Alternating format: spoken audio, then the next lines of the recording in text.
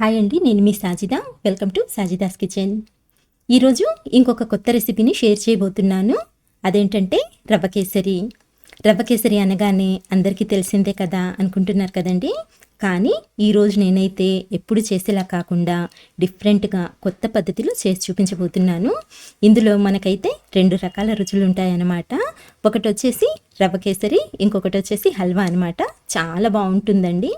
మరి ఈ టేస్టీ స్వీట్ని ఎలా తయారు చేసుకోవాలో వీడియోలోకి వెళ్ళి చూసేద్దాము.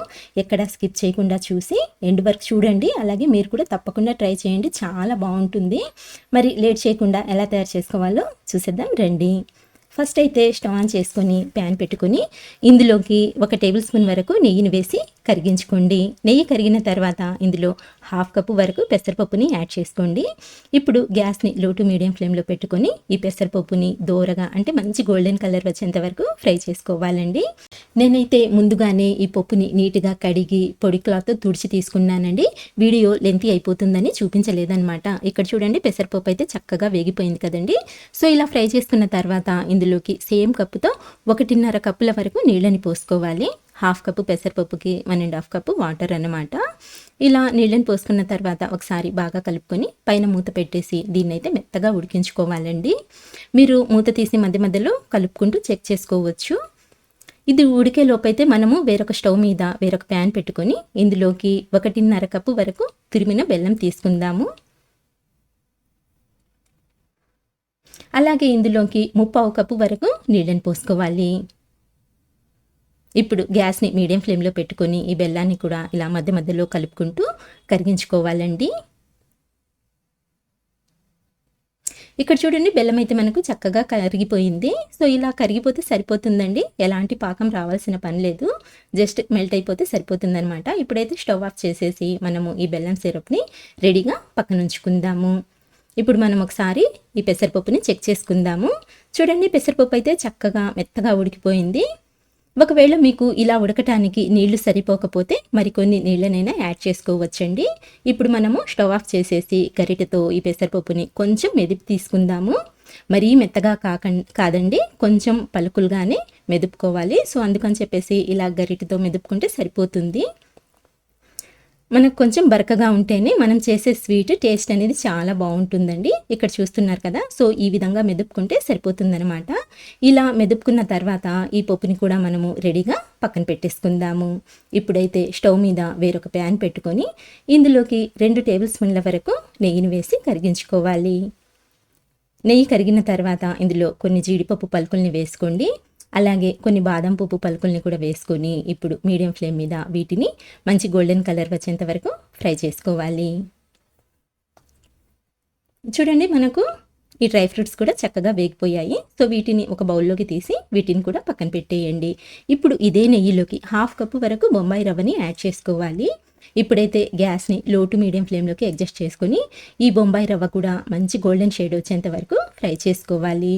ఇలా మనకు వేగే కొద్దీ మంచి కమ్మటి వాసన అయితే వస్తుందండి. అలాగే కలర్ కూడా ఇలా చేంజ్ అయిపోతుందన్నమాట. సో ఇలా మంచి గోల్డెన్ కలర్ వచ్చిన తర్వాత ఇందులోకి మనం ముందుగా ప్రిపేర్ చేసి పెట్టుకున్న ఈ పెసరపప్పు పేస్ట్ ఏదైతే ఉందో ఈ పేస్ట్ని ఇందులోకి యాడ్ చేసుకోవాలండి. ఇలా మొత్తం పేస్ట్ వేసుకున్న తర్వాత రవ్వలో బాగా కలిసేలా ఇలా కలుపుకుంటూ లో టు మీడియం ఫ్లేమ్ మీద ఒక 2 నిమిషాల పాటు చక్కగా ఫ్రై చేసుకోవాలి. ఎక్కువ టైం పట్టదండి, జస్ట్ ఒక 2 నిమిషాల వరకు ఫ్రై చేసుకున్నట్లయితే మనకు ఈ మిశ్రమం అనేది కాస్త గట్టి పడుతుందన్నమాట. సో ఇలా అనమాట. ఇలా కాస్త దగ్గరకు వచ్చేంత వరకు ఫ్రై చేసుకుంటే సరిపోతుందండి.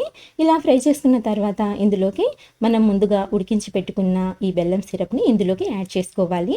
ఇలా ఫిల్టర్ చేసి తీసుకోండి, బెల్లం కాబట్టి ఏమైనా నలకలు ఉండొచ్చండి. సో ఫిల్టర్ చేసుకున్నట్లయితే చక్కగా క్లీన్ అయిపోతుందనమాట. ఇప్పుడు ఈ బెల్లం సిరప్లో ఈ రవ్వ పెసరపప్పు మిశ్రమం ఏదైతే ఉందో మొత్తం బాగా కలిసేలా ఇలా కలుపుకోవాలి. ఉండలేమి లేకుండా కొంచెం ఈ విధంగా ప్రెస్ చేసుకుంటూ కలుపుకున్నట్లయితే మనకు ఇలా చక్కగా ఈ విధంగా అయితే వచ్చేస్తుందనమాట. సో ఇప్పుడు దీన్ని లో టు మీడియం ఫ్లేమ్ మీద ఒక 2 నుంచి 3 నిమిషాల వరకు మధ్య మధ్యలో కలుపుకుంటూ ఉడికించుకోవాలి. ఎక్కువ టైం పట్టదండి, తొందరగానే ఉడికిపోతుంది. ఇలా ఒక 2-3 నిమిషాలు ఉడికించుకున్న తర్వాత మనకి ఇది కాస్త దగ్గరికి వస్తుందనమాట. చూడండి, కన్సిస్టెన్సీ ఇలా ఉంటుందండి. సో ఈ స్టేజ్లో ఇప్పుడు ఇందులోకి మనము మరో టేబుల్ స్పూన్ వరకు నెయ్యినైతే యాడ్ చేసుకుందాము. అలాగే మంచి ఫ్లేవర్ కోసం ఒక 4 యాలకుల్ని దంచి ఆ పౌడర్ని కూడా ఇందులోకి యాడ్ చేసుకొని ఇందులో బాగా కలిసేలా కలుపుకుంటూ ఇప్పుడైతే గ్యాస్ని లో ఫ్లేమ్లోకి టర్న్ చేసేసి మరో 2-3 నిమిషాల వరకు ఇలా కలుపుతూ ఉడికించుకుంటే సరిపోతుందండి. సో ఇలా మరో 2 నిమిషాలు ఉడికించుకున్న తర్వాత కన్సిస్టెన్సీ ఇంకాస్త థిక్గా అవుతుంది.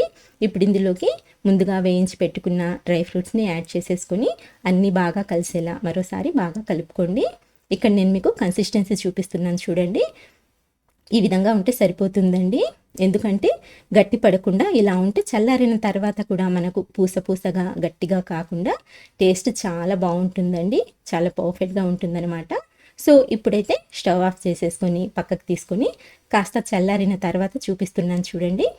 ఎంత పర్ఫెక్ట్గా కుదిరిందో, టేస్ట్ కూడా చాలా బాగుంటుందన్నమాట. మీరు కూడా తప్పకుండా ఇలా ఒకసారి ట్రై చేయండి. వచ్చే వరలక్ష్మి వ్రతానికి మీరు కూడా ఇలా ప్రిపేర్ చేసి పూజకి నైవేద్యంగా పెట్టుకోవచ్చండి. చాలా బాగుంటుంది, పిల్లలు కూడా ఇష్టంగా తింటారు. సో తప్పకుండా ట్రై చేయండి. అలాగే ఫ్రెండ్స్, మీకు రెసిపీ నచ్చినట్లయితే లైక్ చేయండి, షేర్ చేయండి. ఇంకా మరిన్ని టేస్టీ రెసిపీస్ కోసం అయితే మన ఛానల్ని మర్చిపోకుండా సబ్స్క్రైబ్ చేసుకోండి. ఇంకొక మంచి రెసిపీతో మళ్ళీ కలుస్తాను. అంతవరకు బాయ్ అండి. Thank you for watching.